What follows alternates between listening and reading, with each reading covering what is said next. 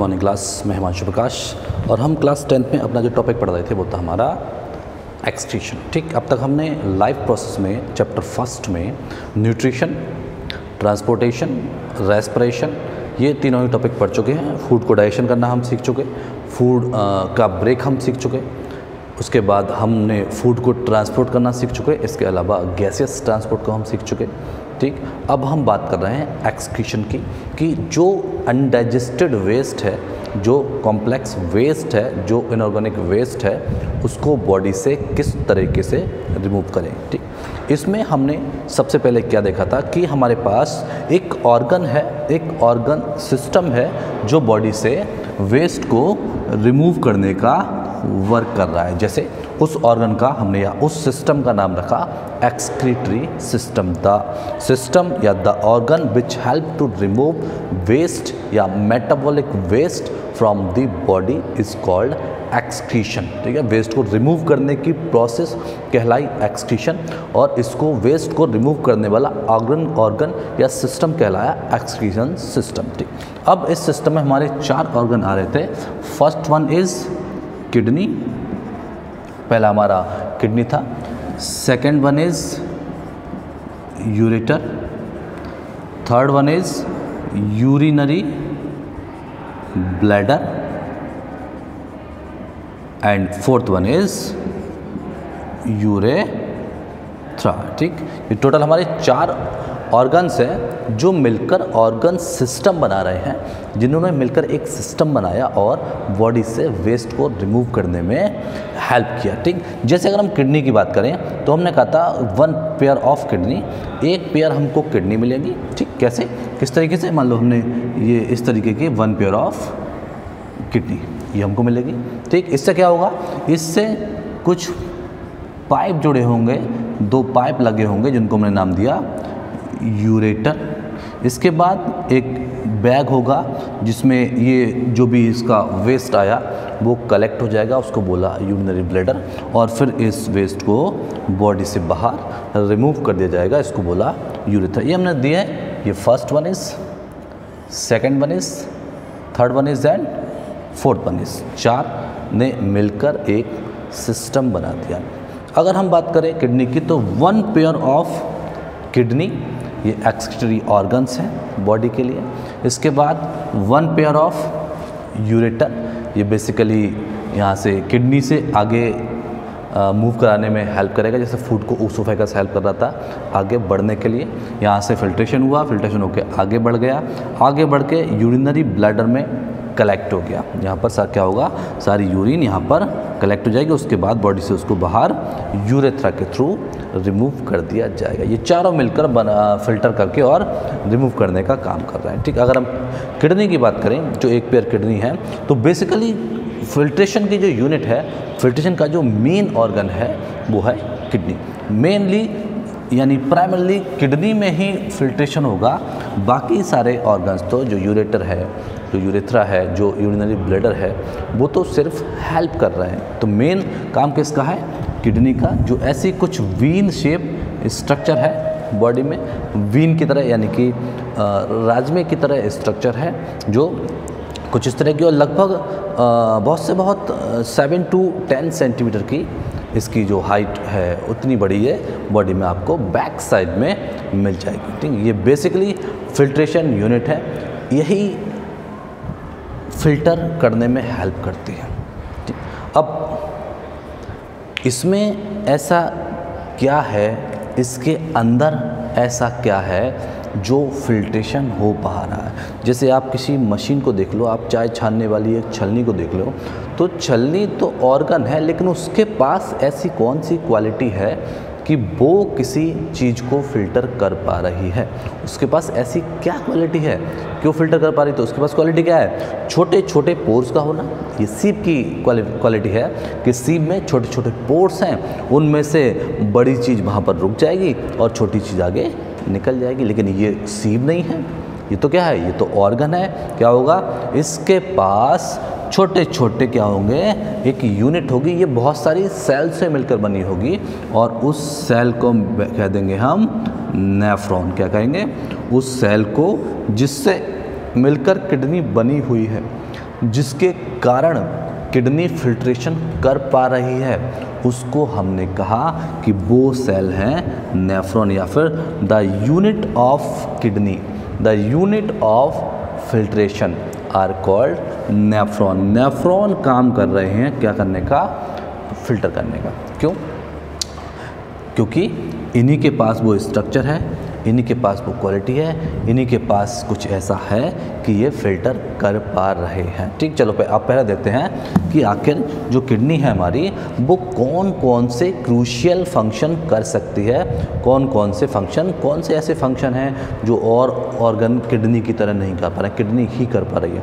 तो इसका पहला क्रूशियल ऑर्गन है, ये वेस्ट मटेरियल को फिल्टर कर रही है। जैसे कोई आपने मेडिसिन ली, आपने कोई टॉक्सिन सब्सटेंस ले लिया, आपने कोई ऐसा चीज़ ले ली है जो बॉडी के लिए हार्मफुल है, आपने मेडिसिन ली है, तो मेडिसिन में बहुत सारे केमिकल्स होते हैं, तो उसमें कुछ केमिकल्स आपकी बॉडी के लिए यूज़फुल होंगे, कुछ केमिकल्स बॉडी के लिए हार्मफुल होंगे। तो यूज़फुल केमिकल्स तो बॉडी में रखना है और हार्मफुल केमिकल को बॉडी से रिमूव करना पड़ेगा।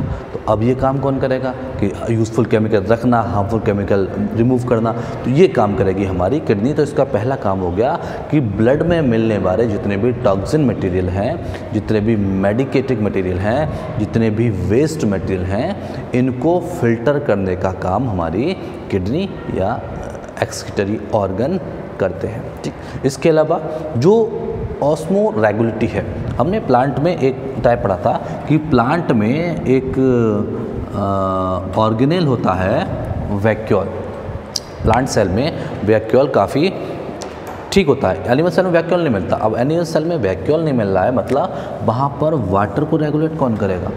तो अब यहाँ पर प्लांट सेल के पास वैक्यूल है, लेकिन एनिमल सेल के पास वैक्यूल नहीं है या छोटी है। तो यहाँ पर क्या हो रहा है? यहाँ पर किडनी ही वो ऑर्गन है जो ऑस्मो रेगुलेशन का वर्क कर रही है, यानी किडनी ऑस्मो रेगुलेटी भी करती है, वो बॉडी के फ्लूइड को बैलेंस करती है। जो बॉडी का फ्लूइड है, जो बॉडी का वाटर कंटेंट है, इसको बैलेंस करने का काम भी कौन करेगा? किडनी। भाई इंटेस्टाइन तो वाटर को, जो लार्ज इंटेस्टाइन थी वो तो वाटर को एब्जॉर्ब कर रही थी, केवल वहाँ से जितना भी वाटर था वो ब्लड में पहुँचाया गया, लेकिन उस ब्लड में वाटर को मेंटेन कौन करेगा कि कितना ब्लड में वाटर रहना है, कौन कितना वाटर ऐसा है जो ब्लड में एक्सेस अमाउंट में है, उसको रिमूव करना है। तो ये सारा काम करने के लिए रेस्पॉन्सिबल कौन है? किडनी, यानी ऑस्मो रेगुलेटी के लिए रेस्पॉन्सिबल होती है किडनी, फ्लूइड बैलेंस के लिए रेस्पॉन्सिबल है किडनी। आपकी अगर किडनी बढ़िया से काम कर रही है तो आपकी बॉडी में जो ब्लड का अमाउंट है, जो वाटर का अमाउंट है, जो फ्लूइड का अमाउंट है, वो प्रॉपर रहेगा। अदरवाइज़ क्या होगा? बॉडी में फ्लूइड की डेफिशिएंसी आ जाएगी या फ्लूइड की एक्सेस अमाउंट आ जाएगा। ठीक, इसके अलावा जो बॉडी में आयन कंसंट्रेशन है, भाई हमने देखा है ना, हम मोस्टली जो भी चीज़ गेन करते हैं, चाहे वेजिटेबल से, चाहे फ्रूट से, जो भी न्यूट्रिएंट्स गेन कर रहे हैं, उनमें आयंस का एक मेन रोल है। उनके ब्रेक होने में, उनके ट्रांसपोर्ट होने में आयंस मेन रोल प्ले करते हैं। अब इन आयंस को बैलेंस करने के लिए भी क्या है? किडनी को, किडनी के पास वो माइक्रो ट्यूब्स हैं, वो छोटे छोटे ट्यूब्स हैं जो इन आयन को भी एब्जॉर्ब या फिल्टर, उन्हें बाहर निकालना या उनको रखने का काम, उनको वापस रखना है या नहीं रखना है, इसका डिसीजन भी हमारे किडनी के छोटे छोटे ट्यूब्यूल्स, जो नेफ्रॉन के छोटे छोटे ट्यूब्स हैं, माइक्रो ट्यूब्स हैं, वो ले सकते हैं। मतलब किडनी के पास जो नेफ्रॉन्स हैं, उनके पास ऐसी पोरस स्ट्रक्चर है जिसमें से आयंस भी निकल सकते हैं और आयंस भी वापस आ सकते हैं। ठीक है, उनके पास वो छोटे छोटे पोर्स हैं। तो ये हमारी आयन कंसंट्रेशन को भी रेगुलेट करने का वर्क किडनी कर देती है। ठीक, इसके अलावा जो पीएच का रेगुलेशन है, पावर ऑफ एच आयन, हमारी बॉडी देखा हमने, स्टोमक में हमारा एक बहुत ही कम पीएच वाला HCl बनना था, और हमारी बॉडी में सलाइवा है, ब्लड है, ये सब क्या है, सब एक पीएच पर है। इसमें पावर ऑफ एच आयन है, इसकी वैल्यू है कितना पीएच होना है। इसको मेंटेन करने का भी काम किस पर मिला है, इसका मेंटेन करने का भी काम मिला है किडनी को, यानी regulation of pH, regulation of ion, regulation of fruit content, regulation of water, मतलब ऑस्मो रेगुलेटी, ये सारे काम कौन कर रहा है, किडनी। इसके अलावा regulation of extra cellular fluid volume, जो सेल के बाहर का फ्लूइड वॉल्यूम है। भाई हमने देखा है कि हमारे पास जो बॉडी में फ्लूइड कनेक्टिव टिश्यू है वो एक तो ब्लड है और दूसरा है लिम्फ, ठीक है। ब्लड के अलावा जो दूसरा फ्लूइड कंटेंट है बॉडी में वो है लिम्फ। ब्लड को तो हम पढ़ चुके थे कि आरबीसी, डब्ल्यूबीसी, प्लेटलेट्स और प्लाज्मा चार्ज से मिलकर बना है। इसके अलावा अब जो बचा हमारा लिम्फ, ये सिर्फ प्लाज्मा से मिलकर बना है। इसमें आरबीसी, डब्ल्यूबीसी, प्लेटलेट्स ये चीज़ नहीं है, जो भी क्या है, ये भी प्लाज्मा है, वाटर कंटेंट है, तो इसको भी बैलेंस कोई ना कोई करेगा। एक्स्ट्रा सेलुलर जो फ्लूइड है, सेल के बाहर वाला जो फ्लूइड है, इसको बैलेंस करने का भी काम कौन करेगा, किडनी ही इनको भी बैलेंस करने का काम करेगी कि सेल के बाहर कितना फ्लूइड रहना है, कितनी वॉल्यूम में फ्लूइड रहना है, इसको रेगुलेट करेगी हमारी किडनी। इसके अलावा जो हार्मोन्स हैं,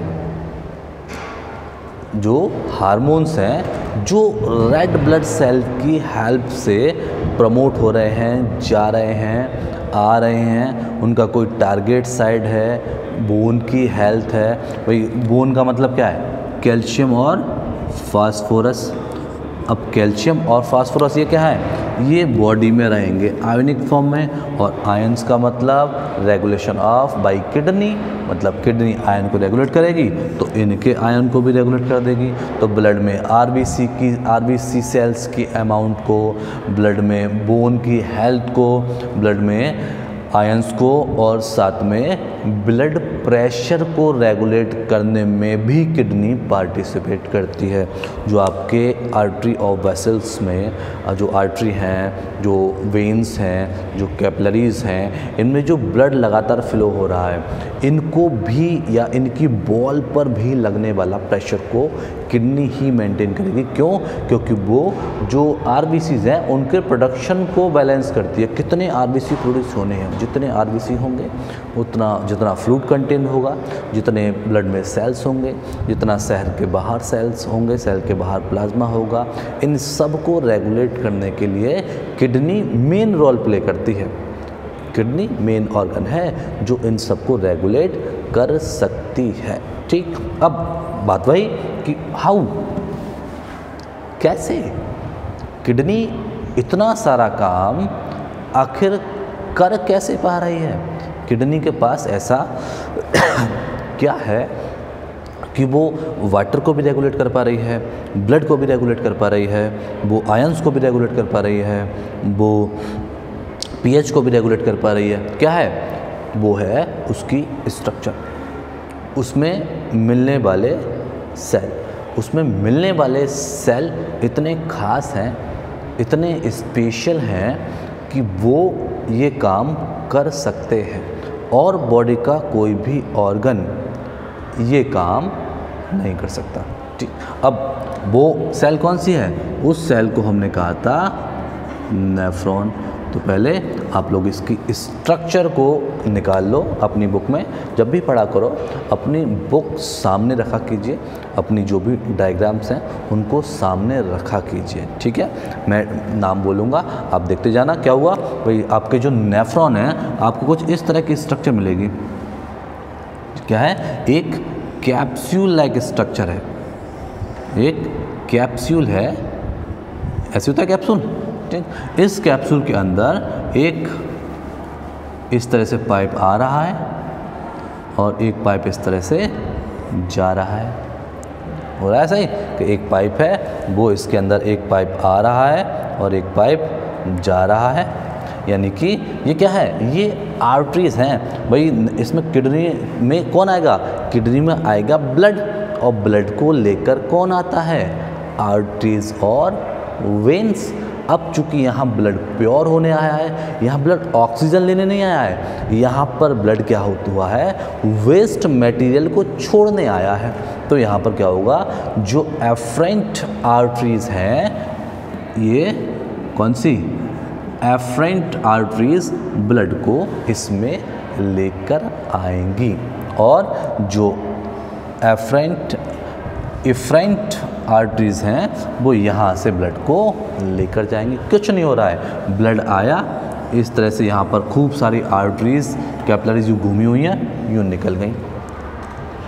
ठीक है, आपने सीव ली, चाय डाली और चाय गई, चाय की पत्ती रुक गई और जो बाकी जो आपको चाहिए था वो आगे बढ़ गया। सेम यहाँ पर हुआ, क्या हुआ, ब्लड आया, यहाँ से घूमा और घूम के चला गया और इसने क्या करा, ब्लड के जो पार्ट थे उनको ले लिया, ब्लड का वाटर सब चीज़ ले ली, वाटर है, NaCl है, आयंस है, इन सबको क्या करा इसने यहाँ पर फिल्टर कर लिया। ठीक, अब ये जो स्ट्रक्चर थी ये थी बोमैन कैप्सूल। मैंने कहा था ना, एक कैप्सूल लाइक स्ट्रक्चर है जिसको हमने नाम दिया बोमैन कैप्सूल। ठीक, अब ये जो गोल गोल सा यहाँ पर एफरेंट आर्टरीज यहाँ पर जो गोल मोल घूम के गई, गोल गोल घूम के गई, जो फिल्ट्रेशन हुआ ब्लड का यहाँ पर हुआ, इसको हमने कहा गोल मोल घूम के गई, तो इसको नाम दिया ग्लोमेरुलस। क्या बोला इसको हमने नाम दे दिया ग्लोमेरुलस। तो यहाँ पर तो हो गया फिल्ट्रेशन ग्लोमेरुलस में, और बोमन कैप्सूल ने क्या किया, या इसको ब्लड को फिल्टर करने में हेल्प कर दिया कि चलो ब्लड को फिल्टर कर देते हैं, बस इतना काम कर देते हैं। बाकी जो भी रीएब्जॉर्प्शन है, जो भी आयंस का कंसंट्रेशन है, आयंस को रोकना, बचाना, निकालना, ये सब काम कौन करेगा, ये सब काम करेगा नेफ्रॉन का आगे वाला पार्ट। अब आगे क्या बॉडी में है कि हमारी बॉडी कैसी है, हमारी बॉडी डिफरेंट या मोस्ट ऑफ दी ट्यूब्स की बनी हुई है। पूरी बॉडी में एलिमेंट्री कैनाल भी ट्यूब है, रेस्पिरेटरी में भी ट्रैकिया, ब्रोंकाई, ब्रोंकियल्स ये भी ट्यूब हैं। अगर अब बात करें ट्रांसपोर्टेशन की तो वहाँ पर भी क्या है, आर्टरीज, वेसल्स ये भी ट्यूब हैं। यानी पूरी बॉडी में ट्यूब्स का एक नेट बिछा हुआ है, एक जाल सा बिछा हुआ है ट्यूब्स का खूब सारी का। यहाँ पर भी ट्यूब्स हैं, किडनी में ट्यूब्स का जाल है। क्या हुआ, ये फिर ट्यूब्स आगे बढ़ी, जो छना हुआ पार्ट था वो आगे गया और ये थोड़ी सी टेढ़ी हुई और आगे यूँ फिल्ट्रेट जो था उसको लेकर आगे बढ़ गई, फिर से टेढ़ी हुई और जाकर इन्हें सब फिल्ट्रेट एक जगह कलेक्ट कर दिया। क्या हुआ, कुछ नहीं हुआ, सिर्फ पाइप में चीज़ें बढ़ रही हैं लगातार। खाना भी माउथ से खाया, होते होते पाइप में होते होते गया खूब सारा। रेस्पिरेशन भी किया, नोज से किया, नॉस्ट्रिल से किया, पाइप के थ्रू बेंड पाइप और ट्रैके बंगल सबके होते हुए लंग्स में गया। ट्रांसपोर्टेशन, हार्ट ने पंप किया, पाइप के थ्रू पूरी बॉडी में चला गया।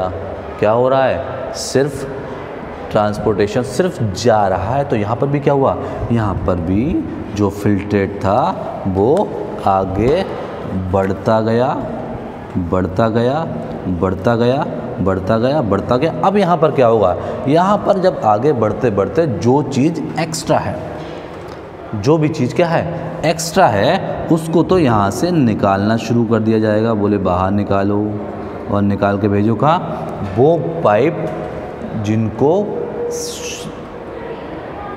प्योर होने के लिए जाना है। यहाँ इसके चारों तरफ खूब सारी मिलेंगी कैपिलरीज। यूँ वही कैपिलरीज वहाँ मिलती हैं जहाँ ऑर्गन्स माइक्रो लेवल पर पहुँच जाते हैं, बहुत छोटे हो जाते हैं, और ये बिलियंस ऑफ नेफ्रॉन्स एक किडनी में मिलते हैं। मिलियंस ऑफ नेफ्रॉन्स है, बहुत सारे नेफ्रॉन्स हैं किडनी में। तो कैसी होंगी किडनी, कितनी बड़ी, इतनी बड़ी, इतनी बड़ी किडनी में मिलियंस ऑफ नेफ्रॉन, तो सोचो कितने छोटे होंगे। तो इतने छोटे छोटे नेफ्रॉन को जब कोई ब्लड का पाइप कनेक्ट करेगा तो वहाँ आर्टरी और वेन तो होने से नहीं, कौन रहेगा, कैपिलरीज। तो यहाँ पर कैपिलरीज इनके चारों तरफ हैं, जो भी वेस्ट निकालेंगे कैपिलरीज इनको ले लेंगी और वापस अगर ब्लड में जाना है तो पहुंचा देंगे, नहीं जाना है तो ये उसको आगे बढ़ाते रहेंगे। जो चीज़ रीएब्जॉर्ब करनी है वो तो चली जाएगी इनमें कैपिलरीज में, और जो चीज़ रीएब्जॉर्ब नहीं करनी है वो चली जाएगी आगे, और आगे जाकर यहाँ पर कलेक्टिंग डक्ट में। ये छोटे छोटे पाइप क्या करेंगे, जाकर एक जगह मोटा पाइप बनाएंगे। जैसे छोटी छोटी आर्टरीज बॉडी से आ रही हैं और आकर सुपीरियर और इन्फीरियर वीना कावा में जाके कनेक्ट हो रही हैं, ताकि ब्लड को ज़्यादा अमाउंट में ब्लड मिल पाए हार्ट को। ठीक सेम यहाँ कहता, यहाँ पर वेस्ट था, वेस्ट पहले कलेक्ट हुआ कलेक्टिंग डक्ट में। क्या हुआ, वेस्ट सारा यहाँ से कलेक्टिंग डक्ट में कलेक्ट हुआ, और वो कलेक्टिंग डक्ट जाकर कनेक्ट हुई यूरिनरी ब्लैडर। ठीक है, क्या हुआ, जो यूरेटर है वो लेके जा रहा है तो वहीं है, ये सब कलेक्ट करके यूरेटर को दे देंगे और यूरेटर लेके चला जाएगा उनको यूरिनरी ब्लैडर की तरफ। ठीक, तो ये हमारा पूरा किडनी के एक सेल का डायग्राम। ठीक है, क्या क्या पार्ट आए, बोमन कैप्सूल, ग्लोमेरुलस, उसके बाद ये PCT, पूरा नाम प्रॉक्सिमल कॉन्वोल्यूटेड ट्यूब्यूल्स, इसको बोलते हैं DCT, मैंने कहा ट्यूब्स हैं तो प्रॉक्सिमल स्टार्टिंग के कॉन्वोल्यूटेड टेढ़े मेढ़े ट्यूब्स, ये DCT डिस्टल कॉन्वोल्यूटेड ट्यूब्यूल्स। ठीक, इसके बाद ये इसको बोलेंगे हैंडलेस लूप। ये क्या है, एक लूप लाइक स्ट्रक्चर है इस तरीके की, तो इसको नाम दे दिया हैंडलेस लूप। इसके बाद ये सब जहाँ कलेक्ट हुए इसको बोल दिया कलेक्टिंग डक्ट। यानी इसके ये 2, 4, 6 ऑर्गन हैं जो मिलकर एक नेफ्रॉन की स्ट्रक्चर बना रहे हैं। ये सारा काम कर रहा है हमारा किसका, फिल्ट्रेशन का। आगे इसके बारे में हम बात करेंगे अपने नेक्स्ट लेक्चर में। ठीक है, चलिए आज के लिए इतना ही।